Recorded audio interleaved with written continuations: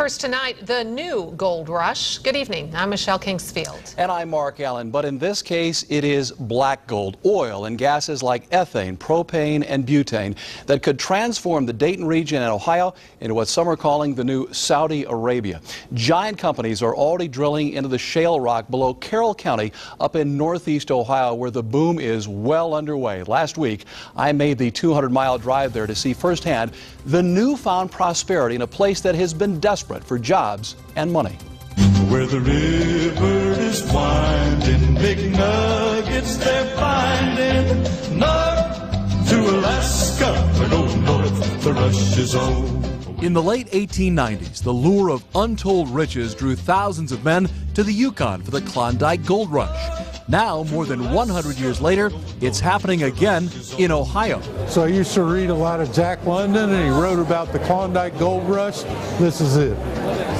All over again. Yeah, it's incredible.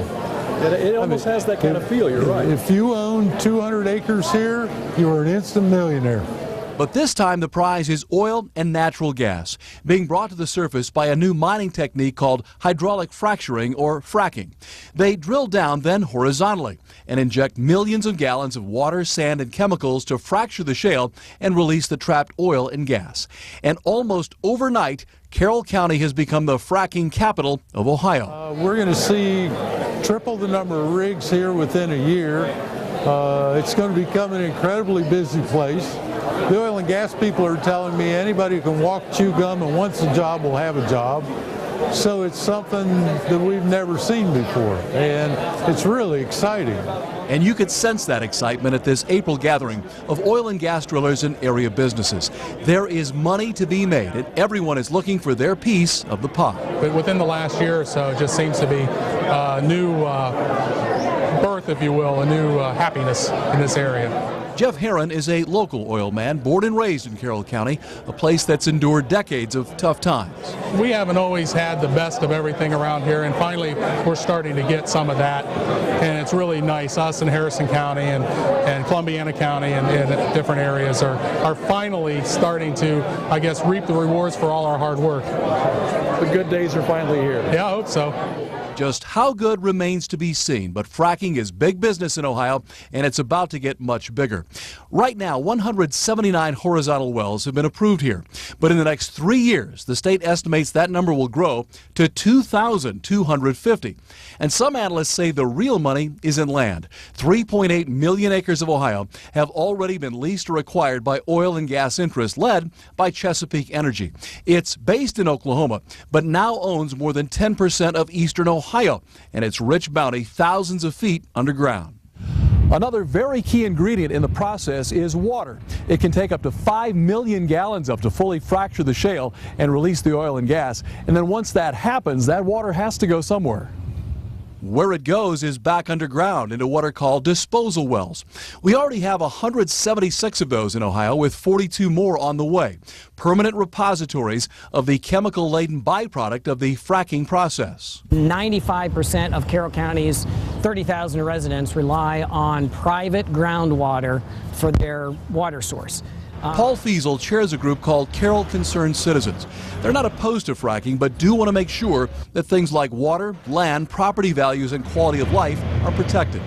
State records show of the 511 million gallons of fracking wastewater injected into Ohio disposal wells last year, more than half of it came from out of state, mostly Pennsylvania and West Virginia.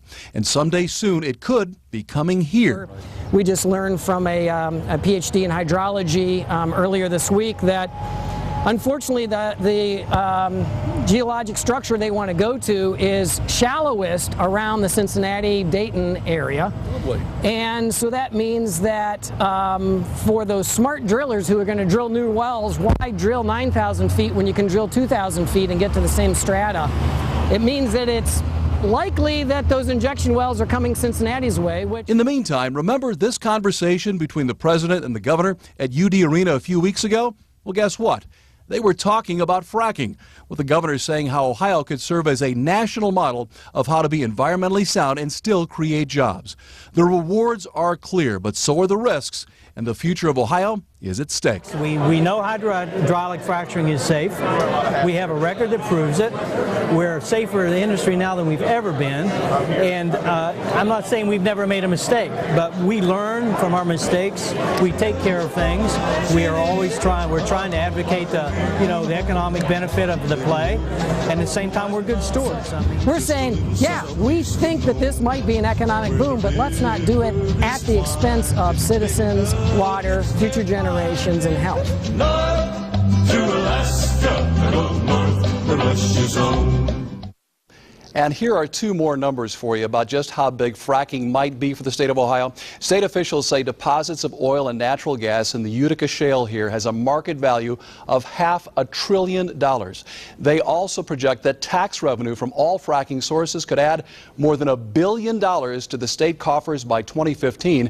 And of course, that's just 3 years from now in a state that is desperate for revenue. It's so interesting. Two big questions come to mind. First of all, how much are these landowners getting from the energy company for their land? Well, good question. The highest number I heard while I was there was $8,800 per acre, but that's kind of the exception.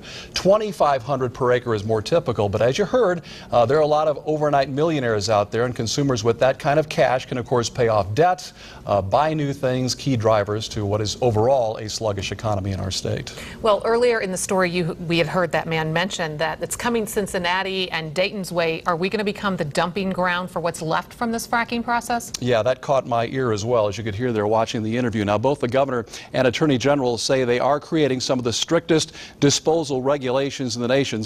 Critics have their doubts, admittedly, but state officials point out there has not been a single incidence of subsurface groundwater contamination since they took over disposal well oversight all the way back in 1983.